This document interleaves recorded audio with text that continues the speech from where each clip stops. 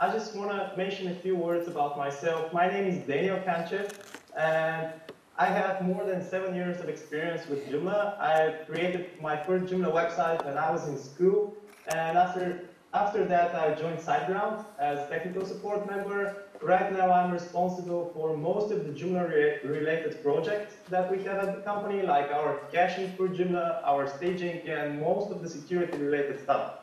Other than that, I love traveling the world. And I said, not only because I'm in Bulgaria right now, in New York and Australia, and I'm really envy you guys, I meet there next year, and I'm also addicted to extreme sports. So what's the connection between extreme sports and security in terms of Joomla? The connection is that it's really fun, for example, to practice snowboarding, and I do it every winter. But you have to be careful. So I always wear a helmet and protective gear, protective pads. It's absolutely the same with your Joomla website. So it's fun to create a website, but it's not that fun being hacked and having to deal with that types of issues. So when we talk about security and Joomla, usually when you're hacked, what happens? Your web hosting provider blames the developers of the application or the developers of your templates and extensions and all that types of stuff that you're using on your website, and it's the other way around. The extension developers blame the hosting providers that their servers are not secure enough. And the truth is that you are in the middle, and very often you don't know what to do. So end users of the application pretty much it's not their fault that a website could be hacked. But you need to know what you need to do in order to prevent those issues. So who should care about security? Is it the system administrators of your web hosting provider? Is it the extension developers of the Joomla application itself or the template that you're using? Is it just the administrators of the website? Or, for example, the users that are using the website? The answer is that everyone should care about security. Not only your web hosting provider, not only the people that write the Joomla system, everyone, including your users, including the people that write articles for you, everyone. If someone doesn't care about security, this means that this person needs education on that topic. And that's very important because, for example, if one of the guys that administrating your website decides to discuss security issues like passwords with someone that is not related to your company, then you have a problem. So why should you care about that stuff? Most of the time people focus on business, they focus on creating a website that will generate revenue, creating a nice template or extension, but often they neglect the fact that the most important thing on your website is your client's data. So let's say you have an e-commerce website based on Joomla, or you have a huge online news website. And what you need to care about is the data of your clients. Because sometimes you will save credit card information, passwords, email accounts. All of that stuff is important. And if your website is hacked, after that your users will not trust your business again, and they will not open your website ever again.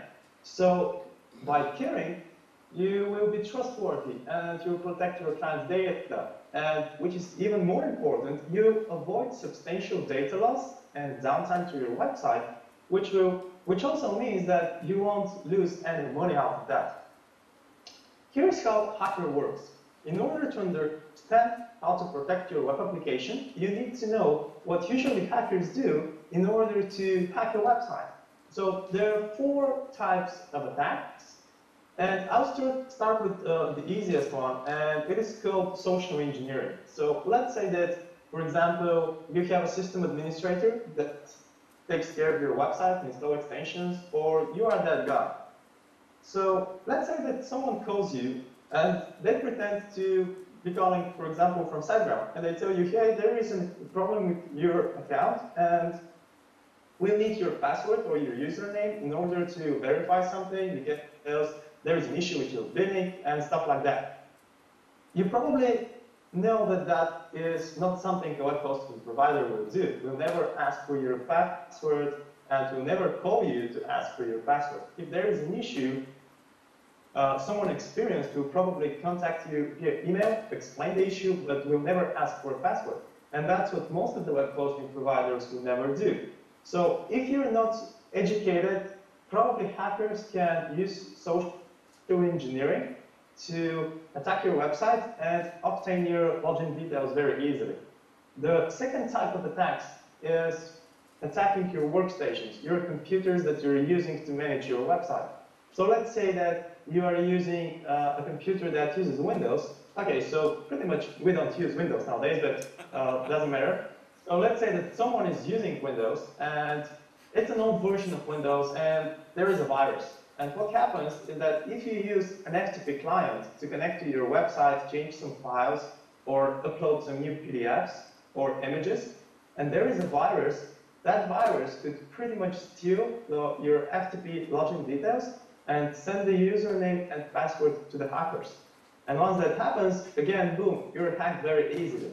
So the third type of attack is for a hacker to be able to check the traffic between your computer and the server. And that usually happens when the network is not secure. And that depends on your internet service provider. The last types of attacks that are the most popular attacks is actually for the hackers to attack the web server. Do you guys can hear me? Did you say anything? Yep. Yes. Yes. Okay, so I'll just go on. You'll see my arms moving like this if you don't hear us. Hmm? Don't worry. Okay, so yeah, so the last type of attack that is the most popular one is attacking the web server itself. If you want to protect from the other three attacks, you should just educate your users.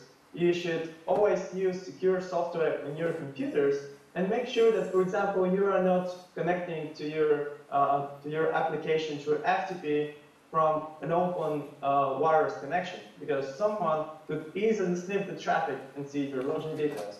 So the last point of security here is your server, and your server should be protected.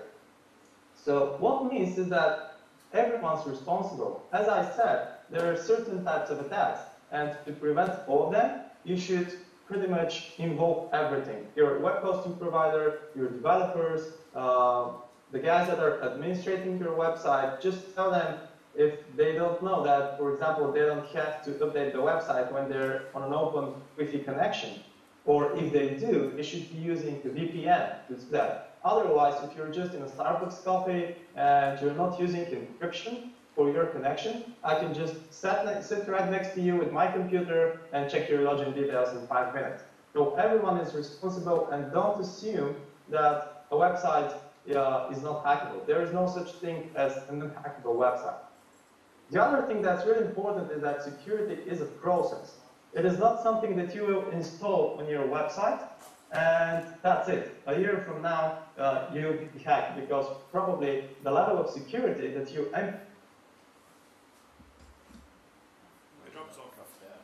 will come and make sure that it is not affected by the new attacks that come out there. You're I cutting mentioned that the web server... I'm cutting out? Yes. Let me stop the video on this side. Probably So that's the connection. I'll stop the video, so you'll probably give you more bandwidth. Okay. Okay, So let's try now. do you guys want me to go back to the previous slides? That's good.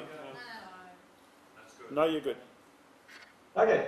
So I mentioned that most of the attacks, like more than 80% of the attacks, are towards the web server itself. Most of the time, people just want to find a vulnerable application and want to hack towards the website that they know they can hack through a simple tool or just a simple post request. So you should be sure that your web server that hosts your website is as secure as possible. And after that, we will talk about how to secure your application. But if the server itself is not secure enough, then you have issues no matter if you're securing your website. So here are some tips and configuration options that I always mention when I talk about security. And you don't need to understand those technologies, because most of the time they're really complex.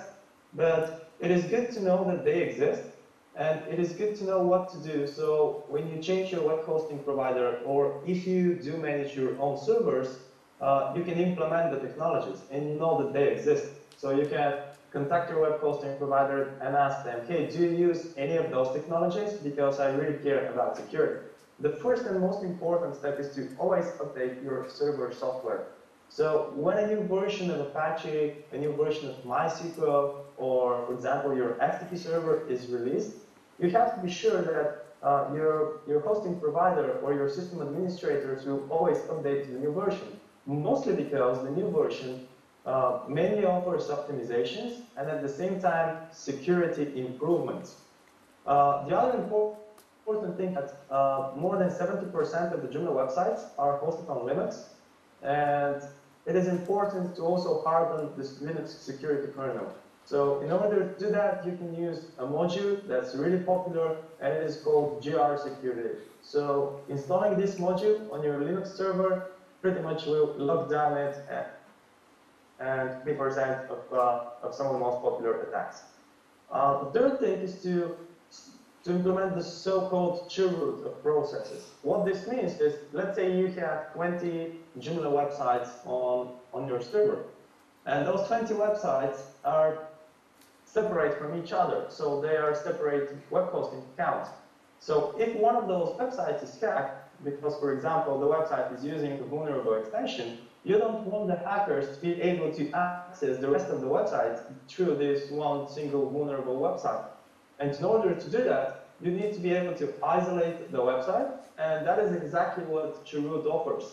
Chroot pretty much isolates the different processes by the different users so that they will have access only to their own files and databases. If you're offering or if you're hosted on a server that offers shell access, always make sure that this shell access is restricted.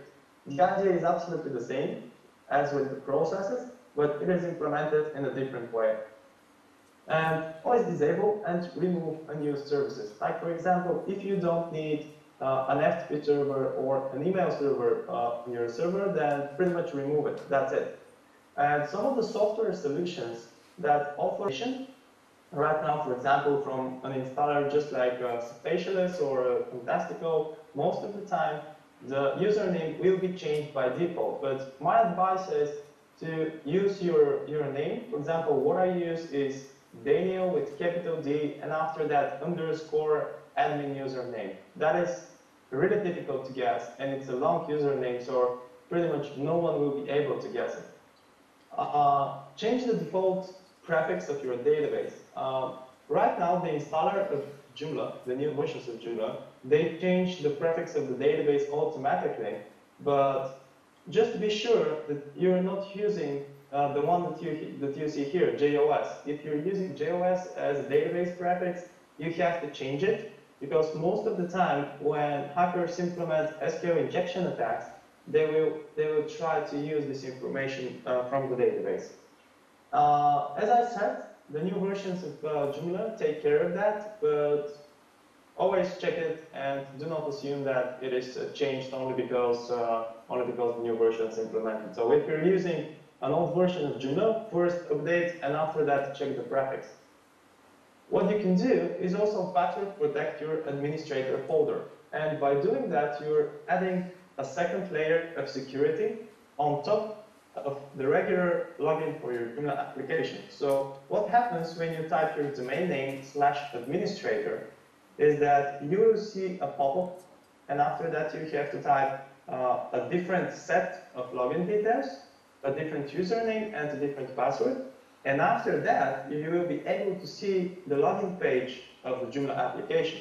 So even if someone manages to guess your password and your username for your website, then they will have to guess another combination of another user and password to do that. Something that I do for all my websites is to restrict the administrator area by IP address. And what this means is that if you know that, for example, you are the only administrator of the website, or if you know that only 2 people will be administrating your website, and you know that you'll be always using one and the same IP address. Let's say that you're using an internet service provider that never changes your IP address. What you can do is open this website, whatismyip.com, and after that you will see your IP address, and after that you can create a htaccess file in your administrator folder. So once you create it, just copy and paste the code that you see here in this file, in this file, and replace your IP address with the actual IP address that you're using. And the result will be that if someone from a different IP address tries to open your administrator folder, the request will be denied. They will see an error page that says that this request cannot be fulfilled because they are not using the correct IP address. You can also add additional lines here if you're using more than one IP address. So what you need to do is just add more lines, allow from, and then you will be able to access the folder from 2 or 3 different IP addresses. It is good to tell you that this htaccess file works only if you're using the Apache web server, but most of the web hosting providers are still using Apache on their shared hosting platforms and even on VPS and dedicated, so that works like 99% of the time. And there are also modules for Nginx that allow you to use the same rules. So what you can do next, and that saved me like 100 times from spotting attacks by checking the log files, and I know that it works, is to disable the execution of PHP files in the folders that should not be publicly accessible. Joomla application by default uses only 2 PHP scripts to work as expected. And those 2 PHP scripts are the index.php script in your web root folder, let's say in the public HTML folder, and the index.php file in your administrator folder. So if someone opens a PHP file from images folder, then that's unlogical. What's a PHP file doing in your images folder? That's why it's called images, because it is supposed to host images and not PHP files. And from time to time, I see attacks towards Joomla applications, and hackers are trying to upload like PHP scripts in the templates folder, in the extensions folder, and those PHPs should not be directly accessible. If you type your domain name.com/component/ the name of your component, and after that filemanager.php, this file should not be accessible. Joomla doesn't need this file to be accessible in order to work as expected. So if you create a htaccess file in your images folder, your media folder, and your components folder, for example, you can add this code to the htaccess file, and you will block those types of requests. However, from time to time, there are extensions that are poorly written, and they require, for example, certain PHP scripts to be executed from the templates folder, let's say. And I've seen templates that are using a resizer for images, and what they do is they resize some of the images in order to be displayed as part of the template. And in that case, you will have issues with this particular rule that I mentioned.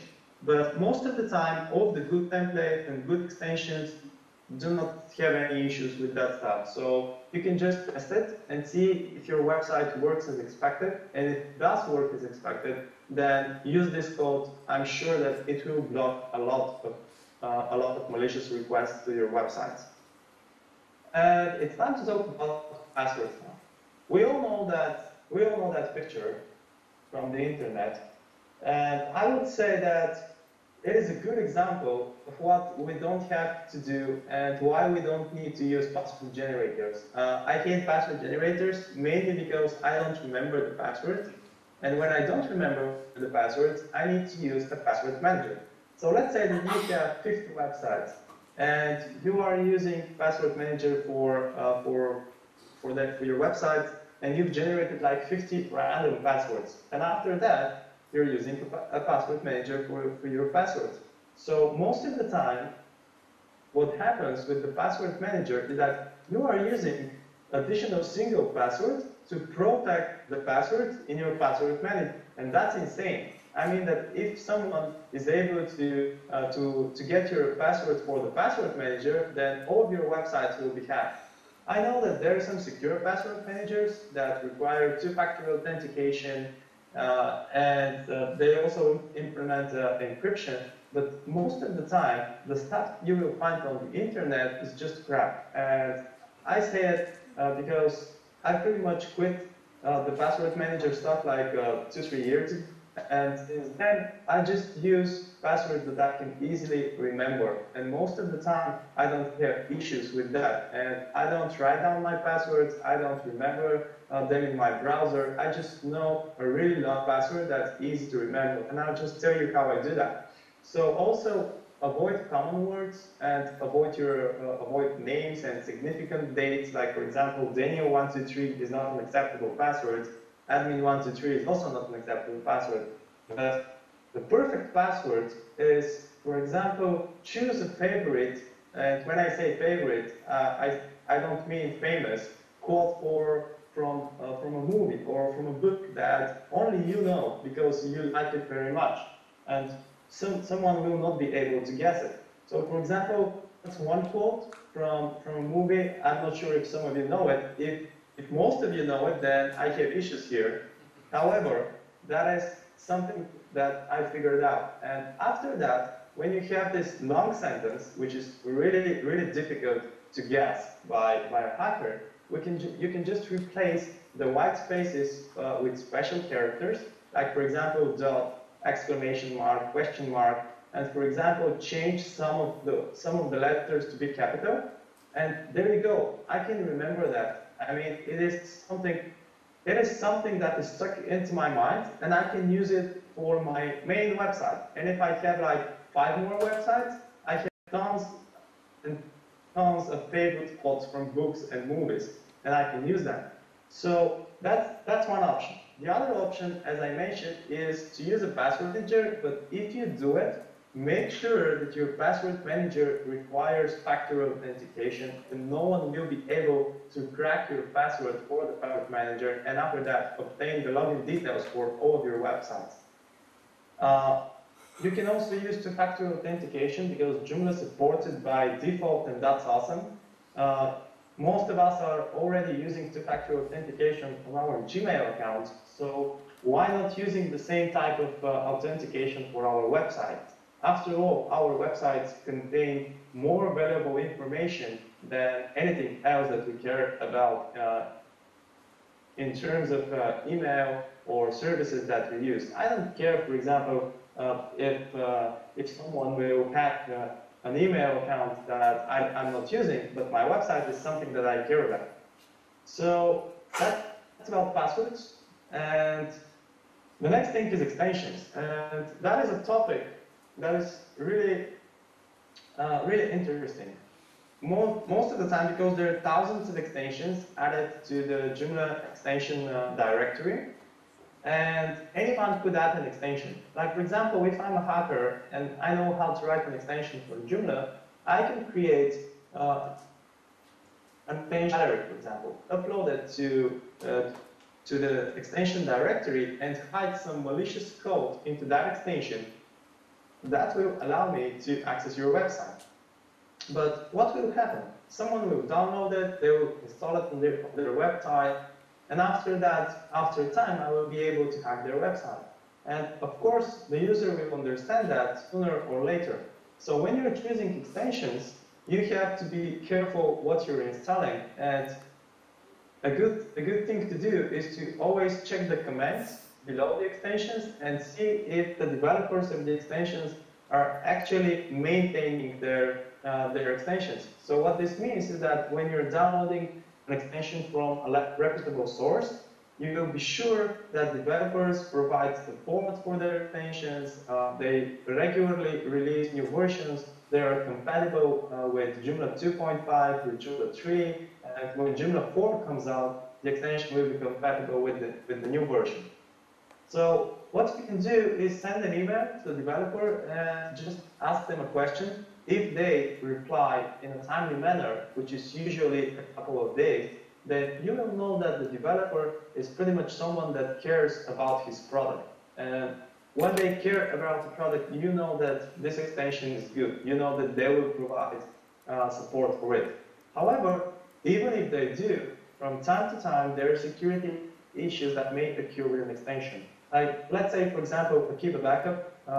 Akiba Backup is a great extension, and it suffered a security issue like just the last month.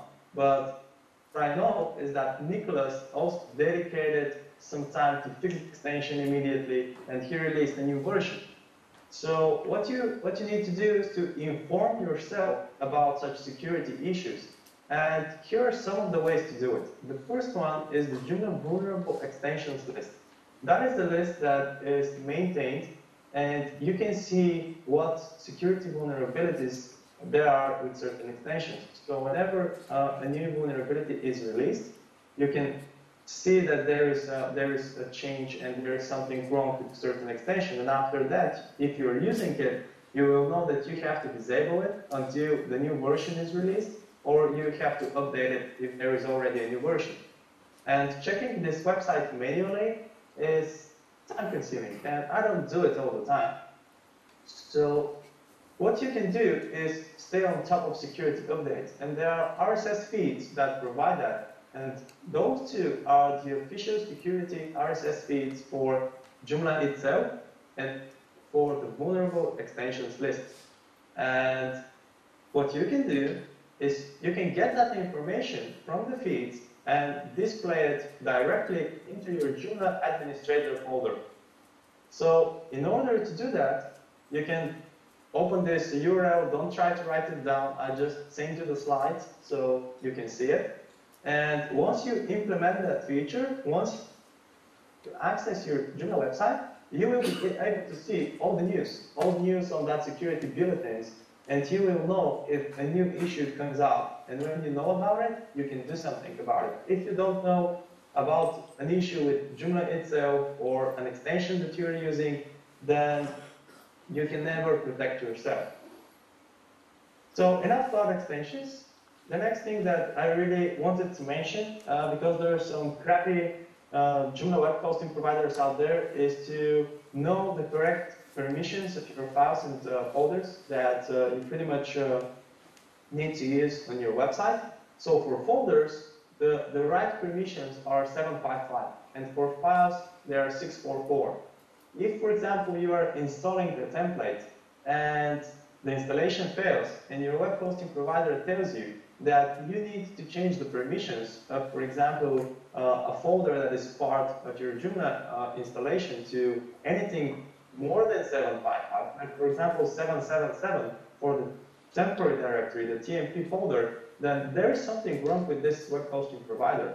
Joomla is built specifically to be secure and to not use that permission. If everything is configured properly on the web server, then you don't need permissions more than 755 for folders and 644 for files. And you could check that very easily if you're using shell access to your server, or if you have a file manager. Most of the file managers offer an option to check the permissions of your files and folders. And if you are having that issue, discuss it with your web hosting provider. Hey there, Daniel. Protection. Daniel? Sorry? Just to let you know, we're just about out of time here. It's just past 5 o'clock, and they're going to start to kick us out. So we're running out of time. Yeah. Okay, I will just go through the rest of the slides really quick. Sure, thank you. So don't worry, I just need like 5-6 minutes. Okay, so you can add some additional protection through your htaccess file. And Nicholas created some additional rules for .htaccess files. You can download them at that URL. Again, don't try to download, to write down the URL. I'll send you the slide.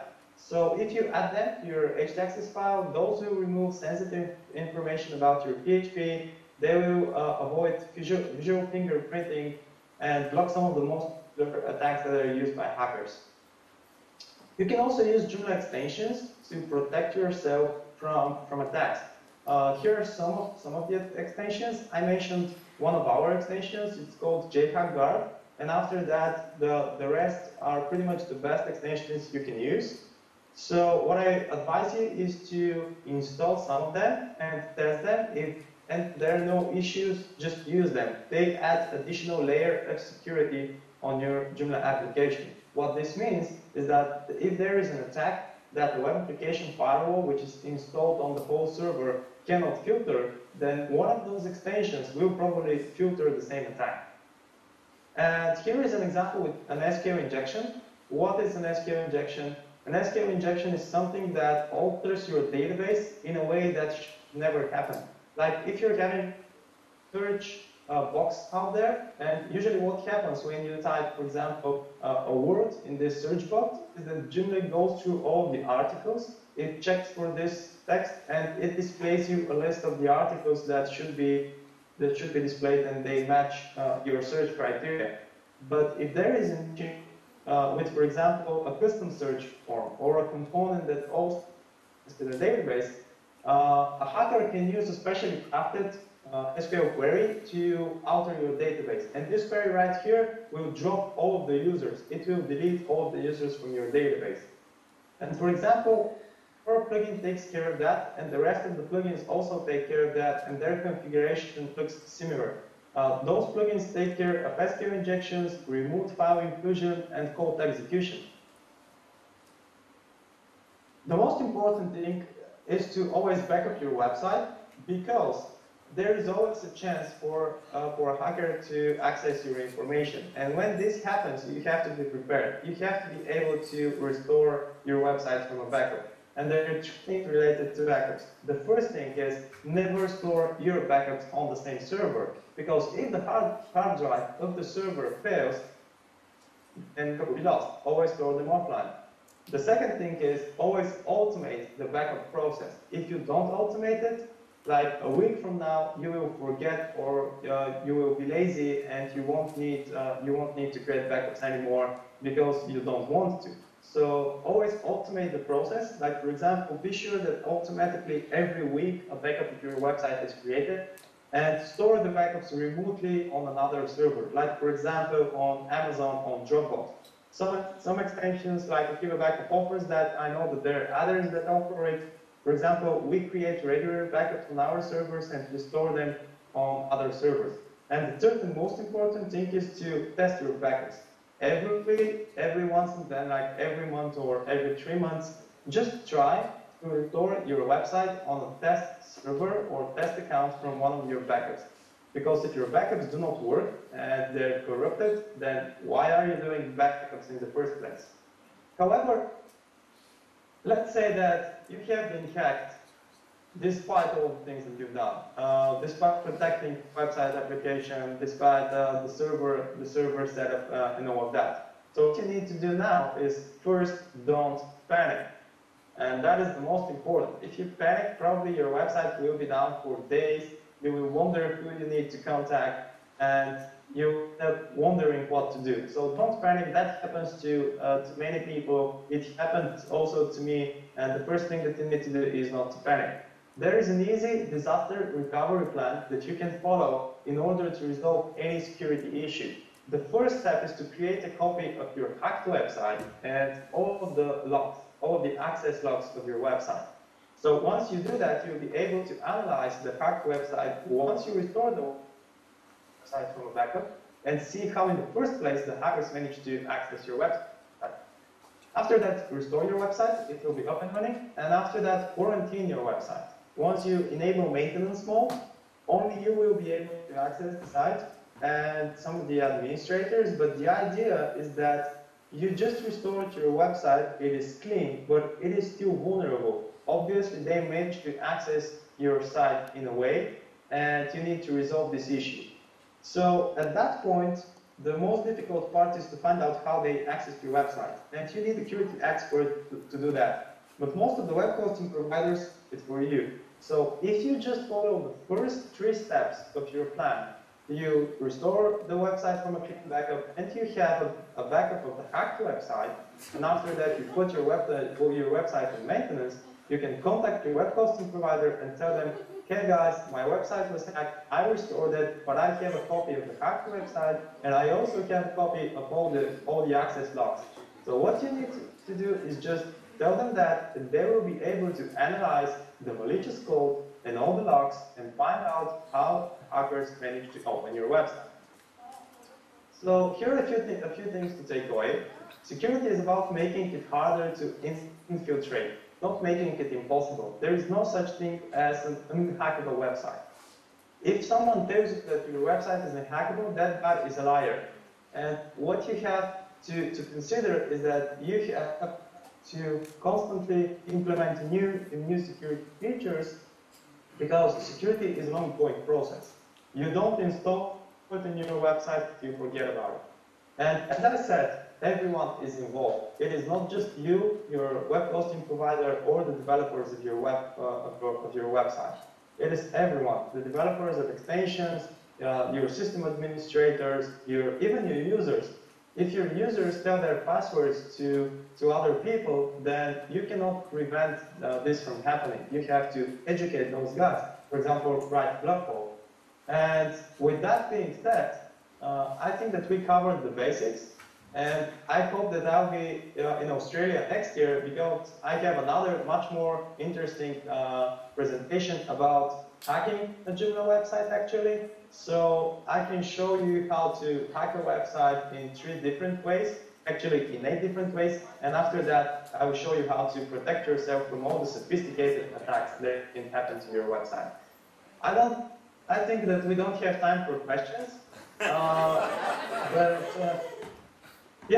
What I would say is that here's my Twitter handler, and most of the guys out there, like Peter, he knows my email. So if you guys have any questions, you can just write them down. After that, send me an email, and I will be glad to answer them all. Thank you, Daniel.